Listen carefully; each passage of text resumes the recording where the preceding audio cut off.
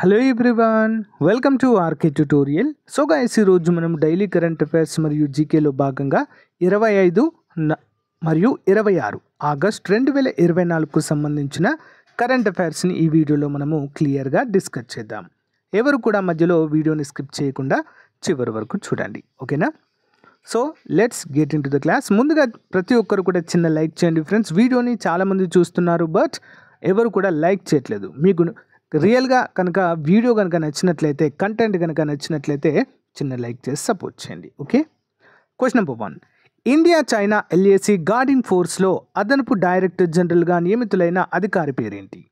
What is the name of the officer appointed as additional director general of India China LAC guarding force? ఎవరండి? Answer option A, Sanjeev Raina.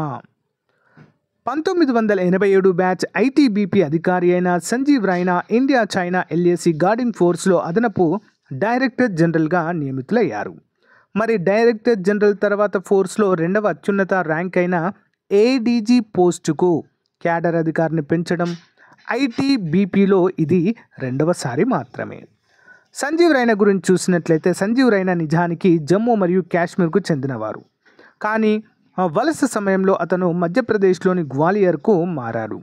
గ్వాలియర్లో అతను శివాజీ విశ్వవిద్యాలయం నుంచి తన ఉన్నత విద్యను పూర్తి చేశారు. తన గ్రాడ్యుయేషన్ మరియు ఎకనామిక్స్లో పోస్ట్ గ్రాడ్యుయేషన్ డిగ్రీలను కూడా పొందారు.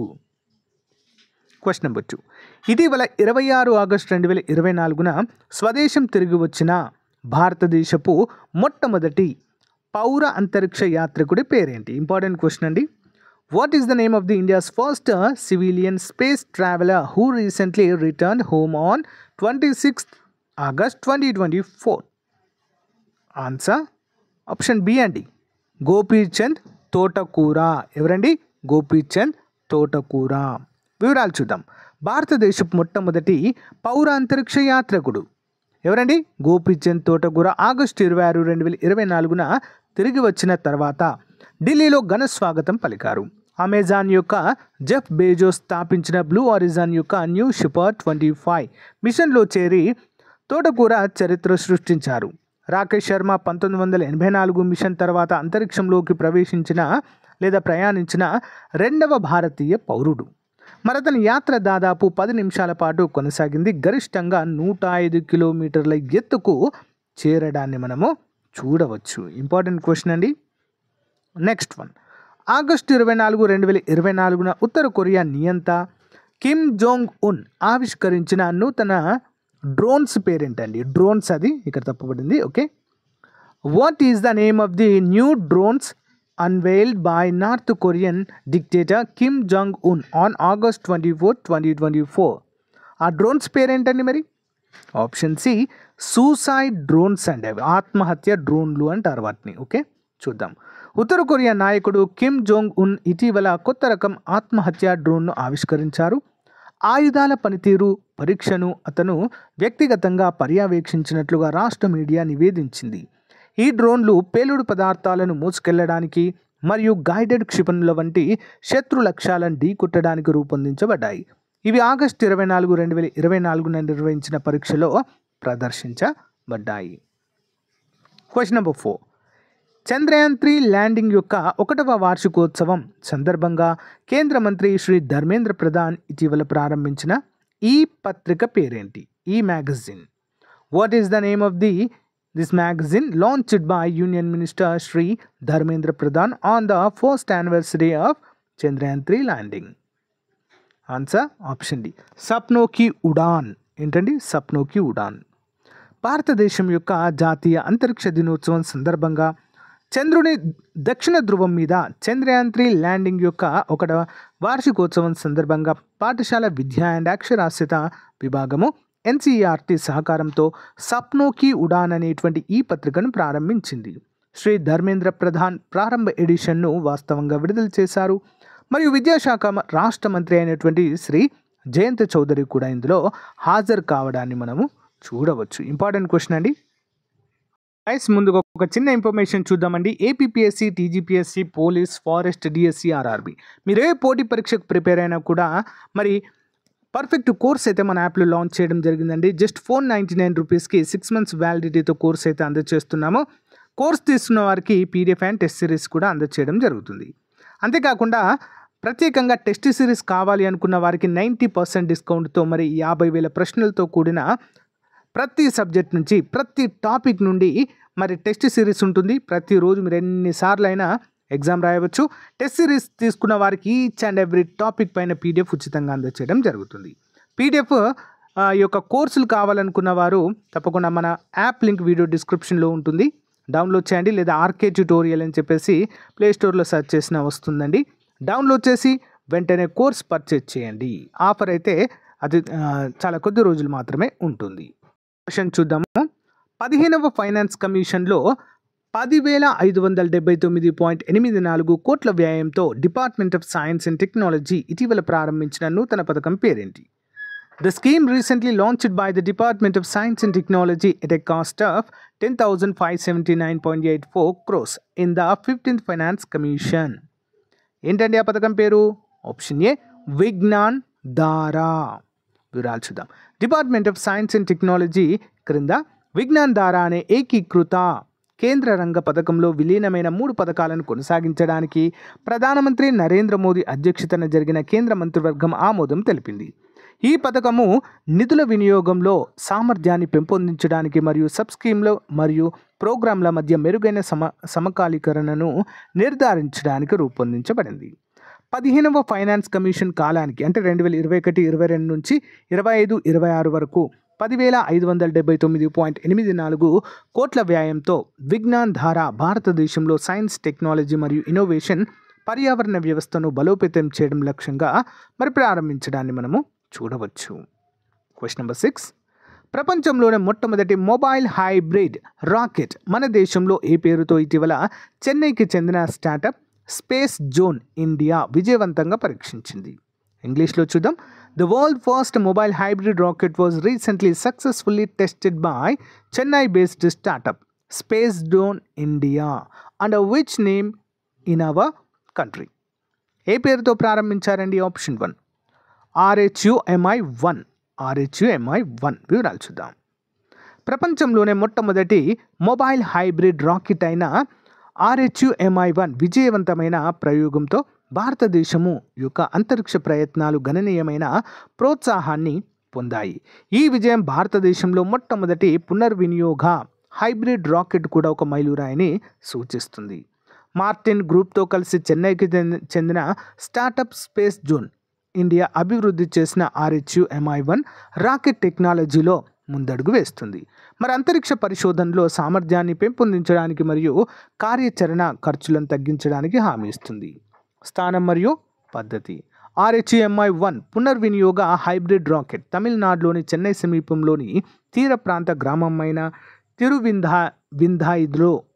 తిరువింధాంధైలో మొబైల్ లాంచర్ నుంచి ప్రయోగించబడింది. ఈ మొబైల్ ప్రయోగ సామర్థ్యం RHUMI-1ని సాంప్రదాయ రాకెట్ వ్యవస్థల నుంచి వేరుగా ఉంచుతుంది. ప్రయోగ స్థానాల్లో సౌలభ్యాన్ని కూడా అందిస్తుంది. అంటే ఎక్కడి నుంచి అయినా కూడా వీటిని లాంచ్ చేయవచ్చు. అంతేకాకుండా లాంచ్ చేసినటువంటి ఆ యొక్క వాహక నౌకని తిరిగి ఉపయోగించవచ్చు. Okay, next one. న్యూఢిల్లీలో జరిగిన అమెరికా భారత పౌర అణు వాణిజ్యంపై ద్వైపాక్షిక సమావేశానికి అధ్యక్షత వహించిన కేంద్ర మంత్రి ఎవరు? Which union minister chaired the US-India bilateral conference on civil nuclear trade held in New Delhi? ఎవరండి? Option C Jitendra Singh. కేంద్ర మంత్రి డాక్టర్ జితేంద్ర సింగ్ న్యూఢిల్లీలో అమెరికా భారత్ పౌర అణు వాణిజ్యంపై ద్వైపాక్షిక సమావేశానికి అధ్యక్షత వహించడాన్ని చూడవచ్చు. మరి సైన్స్ అండ్ టెక్నాలజీ మరియు క్లీన్ ఎనర్జీతో సహా కీలకమైన రంగాలలో 2 దేశాల మధ్య లోతైన సహకారాన్ని ఈ సమావేశం హైలైట్ చేసిందని సైన్స్ అండ్ టెక్నాలజీ మంత్రిత్వ శాఖ తెలిపింది. ఇండో యుఎస్ స్పేస్ సహకారం. ఈ సమావేశంలో ఇండో అమెరికా అంతరిక్ష సహకారంలో ఒక ముఖ్యమైన మైలురాయిని సూచిస్తూ గగన్యాన్ మిషన్ నుండి భారతీయ వ్యోమగామి అంతర్జాతీయ అంతరిక్ష కేంద్రంలో చేరబోతున్నారని డాక్టర్ సింగ్ ప్రకటించారు. Next one. ఐక్యరాజ్య సమితి నివేదిక 2024 ప్రకారము ప్రసూతి మరణాలు అరికట్టడంలో దేశంలో ముందున్న రాష్ట్రం ఏది? According to the United nations report 2024, which state is the leading in the country in reducing maternal mortality? Important question అండి. ఎవరండి మరి? ఏ రాష్ట్రం అంటే కేరళ రాష్ట్రం అండి. Important question. చూద్దాం. ప్రసూతి మరణాలను అరికట్టడంలో అమెరికా కంటే కేరళ ముందుంది. మరోవైపు అస్సోం యుద్ధంలో దెబ్బతిన్న యోమన్ కంటే వెనుకబడి ఉంది. ఐక్యరాజ్యసమితి నివేదిక ప్రకారం 2018-20లో గర్భాధారణ సమయంలో మాతా శిశు మరణాలను నివారించడంలో భారతదేశంలో ముందున్న తొలి 5 రాష్ట్రాలు కేరళ, మహారాష్ట్ర, తెలంగాణ, ఆంధ్రప్రదేశ్, తమిళనాడు ఉన్నాయి. మరో 5 అత్యంత వెనుకబడిన రాష్ట్రాలలో ఒడిషా, ఛత్తీస్గఢ్, ఉత్తరప్రదేశ్, మధ్యప్రదేశ్, అస్సోం ఉన్నాయి. వీటిలో ఒడిషాలో ఇటీవల బీజేపీ అధికారంలోకి రాగా మిగిలిన 4 రాష్ట్రాలు చాలా కాలంగా బీజేపీ ఏలుబడిలోనే ఉన్నాయన్నట్లుగా తెలిపింది. మరి ఐరాస నివేదిక ప్రకారం కేరళలో ప్రతి 1,00,000 జనాలకు 19 మంది, మహారాష్ట్రలో 33, తెలంగాణలో 43, ఆంధ్రప్రదేశ్లో 45, తమిళనాడులో 54 మంది ప్రాణాలు కోల్పోతున్నారు. అత్యంత అధ్వానంగా ఉన్న రాష్ట్రాల్లో అస్సాం 195 మంది, మధ్యప్రదేశ్లో 173, ఉత్తరప్రదేశ్లో 167, ఛత్తీస్గఢ్ 137, ఒడిశాలో 119 మంది మరి ప్రసూతి సమయంలో మరణిస్తున్నట్లుగా అయితే నివేదిక తెలిపింది. ఇంపార్టెంట్ క్వశ్చన్ అండి, గమనించాలి. Next one. ఇటీవల అరెస్ట్ అయి వార్తల్లో ఉన్న పావెల్ దురోవ్ ఏ ప్రముఖ సోషల్ మీడియా సీఈఓగా ఉన్నారు? Pavel Durov, who was recently arrested and in the news, is a which famous social media CEO? Answer option A, Telegram. వివరాలు చూద్దాం. మెసేజింగ్ సంబంధించిన నేరారోపణ టెలిగ్రామ్ సీఈఓ పావెల్ దురోవ్ అరెస్ట్ అయ్యారు. యాప్లను ఎదుర్కొంటున్న ఆయన్ని ప్యారిస్ వెలుపల ఉన్న బోర్గెట్ విమానాశ్రయంలో అరెస్టు చేయడం అయితే మనము చూడవచ్చు. ఆరోపణలు ఎదుర్కొంటున్న ఇవన్నీ అరెస్ట్ చేశారు. ఇటీవల వార్తల్లో ఉన్న యువ క్రీడాకారిణి తన్వి పత్రే ఏ క్రీడల్లో ఇటీవల జూనియర్ ఛాంపియన్షిప్ టైటిల్ కైవసం చేసుకుంది? Recently in the news, young athlete Tanvi Patri recently won the junior championship title in which sport? Answer option B, badminton. Asia junior badminton ఛాంపియన్షిప్లో భారత యువ షట్లర్ తన్వి పత్రి టైటిల్ కైవసం చేసుకుంది. చైనాలో జరుగుతున్న ఈ టోర్నీలో ఆదివారం అండర్-15 బాలికల సింగిల్స్ ఫైనల్లో టాప్ సీడ్ తన్వి 22-20, 21-11తో రెండో సీడ్ హ్యూగెన్పై ఛాంపియన్గా నిలిచింది. 13 ఏళ్ల తన్వి 34 నిమినుయేన్ పై నెగ్గి ప్రత్యర్థిని చిత్తు చేయడం అయితే చూడవచ్చు. Next one.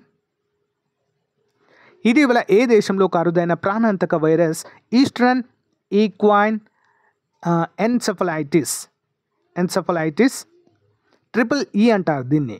మరి దీని కారణంగా కొన్ని ప్రాంతాల్లో లాక్డౌన్ విధించిన దేశము చూద్దాం. Which country recently imposed lockdown in some areas due to a rare deadly virus called eastern equine encephalitis EEE? ఏ దేశం అండి? అమెరికాలో అండి. వివరాలు చూద్దాం. లాక్డౌన్ అంటే టక్కున కరోనా వైరసే గుర్తొస్తుంది. ఇప్పుడు అమెరికాలోని మ్యాసచ్యూసెట్స్ రాష్ట్రాన్ని ఒక అరుదైన ప్రాణాంతక వైరస్ భయం వణికిస్తుంది. ఈస్టర్న్ ఈక్వైన్ ఎన్సెఫలైటిస్ EEE అనేటువంటి వైరస్ బారిన పడకుండా ముందు జాగ్రత్తగా అక్కడి 5 పట్టణాల్లో పాక్షిక లాక్డౌన్ విధించారు. ఈ వైరస్ దోమ కుట్టడం వల్ల సోకుతుంది. ఇటీవల 80 ఏళ్ల వృద్ధుడు ఈ వైరస్ బారిన పడ్డట్టు గుర్తించడంతో అధికారులు హై అలర్ట్ ప్రకటించారు. ఈ వైరస్ సోకితే మరణాల రేటు 30% వరకు ఉండడం ఆందోళన కలిగిస్తుంది. దీంతో ముప్పు తీవ్రత ఉందని భావిస్తున్న ఆక్స్ఫర్డ్, డగ్లస్, సూటాన్, వెబర్ పట్టణాల్లో సాయంత్రం నుంచి ఉదయం వరకు లాక్డౌన్ అమలు చేస్తుండడాన్ని చూడవచ్చు. Next one. ఇటీవల ఏ ప్రముఖ బ్యాంక్ ఖాతాదారుల కోసం అవని పేరుతో పొదుపు ఖాతాలను ఆవిష్కరించినట్లు పేర్కొంది? Which leading bank has recently claimed to have launched saving accounts in its name for customers? అవని పేరుతో. Okay, yeah. ఆన్సర్ వచ్చేసి ఆప్షన్ డి, బంధన్ బ్యాంక్ అండి. ఓకేనా, బంధన్ బ్యాంక్. వివరాలు చూద్దాం. ఖాతాదారుల కోసము అవని పేరుట మరి ప్రత్యేక పొదుపు ఖాతాలను ఆవిష్కరించినట్లుగా బంధన్ బ్యాంక్ 22 ఆగస్టు 2024న వెల్లడించింది. మరి ఈ ఖాతాదారులకు ప్రత్యేక డెబిట్ కార్డు ఇస్తున్నట్లు పేర్కొన్నారు. దీనికి అనుబంధంగా 10 లక్షల విలువైన వ్యక్తిగత ప్రమాద బీమా, కార్డు పోతే 3.5 లక్షల లయబిలిటీ, ఉచితంగా విమానాశ్రయ లాంజ్ ప్రవేశము, లాకర్ అద్దె, బంగారం రుణాల ప్రాసెసింగ్ ఫీజులపై రాయితీ కూడా ఇస్తున్నట్లు తెలిపారు. Next one. BNT116 పేరుతో ఇటీవల ఊపిరితిత్తుల క్యాన్సర్కి మొదటిసారి టీకా కనుగొన్న దేశం? Which country recently developed the first lung cancer vaccine named BNT116? ఏంటండి? బ్రిటన్.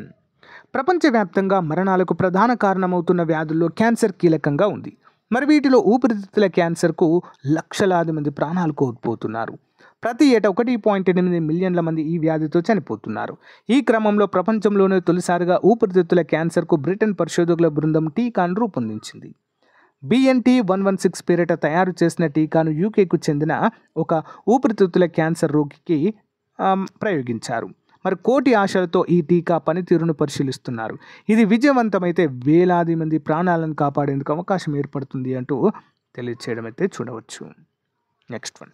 కేంద్ర ప్రభుత్వం ప్రతిష్టాత్మకంగా ప్రవేశపెట్టిన ప్రధానమంత్రి ఆవాస్ యోజన అర్బన్ పథకాన్ని వినియోగిస్తున్న రాష్ట్రాల జాబితాలో మొదటి స్థానంలో ఉన్న రాష్ట్రం? Which state ranks the first in the list of states that have utilized the Pradhan Mantri Awas Yojana urban scheme introduced ambitiously by the central government? Answer option D and Uttar Pradesh. కేంద్ర ప్రభుత్వం ప్రతిష్టాత్మకంగా ప్రవేశపెట్టిన ప్రధానమంత్రి Awas Yojana urban పథకాన్ని వినియోగించుకోవడంలో తెలంగాణ తన పొరుగు రాష్ట్రాలైన తమిళనాడు, కర్ణాటక, ఆంధ్రప్రదేశ్ కంటే వెనుకబడి ఉంది. 2023 మార్చి వరకు పూర్తయిన ఇండ్ల వివరాలను కేంద్ర గృహ నిర్మాణ శాఖ ఇటీవల తెలిపిన గణాంకాల్లో ఈ విషయం తేటా తెల్లమైంది.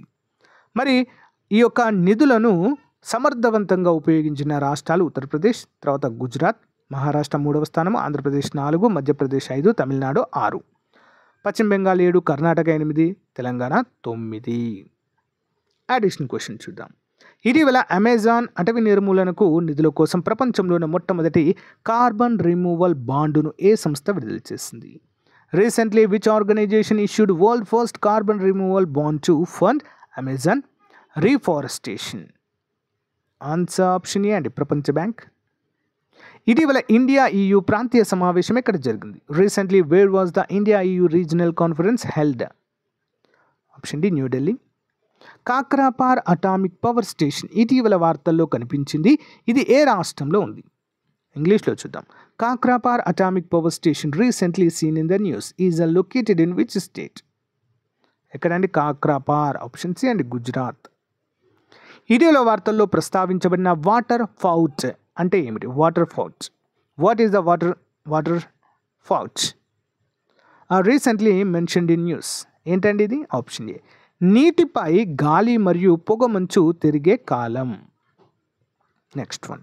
ఇటీవల వార్తల్లో కనిపించే అటామిక్ క్లాక్స్లో సాధారణంగా ఏ మూలకాలు ఉపయోగించబడతాయి? Which elements are generally used in the atomic clocks recently seen the news? Option A, caesium. So guys, ఇది రోజుకు సంబంధించిన మోస్ట్ ఇంపార్టెంట్ కరెంట్ అఫైర్స్ అండి. ప్రతిరోజు ఇదే విధంగా అప్డేట్ చేయడం జరుగుతుంది. రెగ్యులర్గా ఫాలో అవ్వండి. Thank you for support.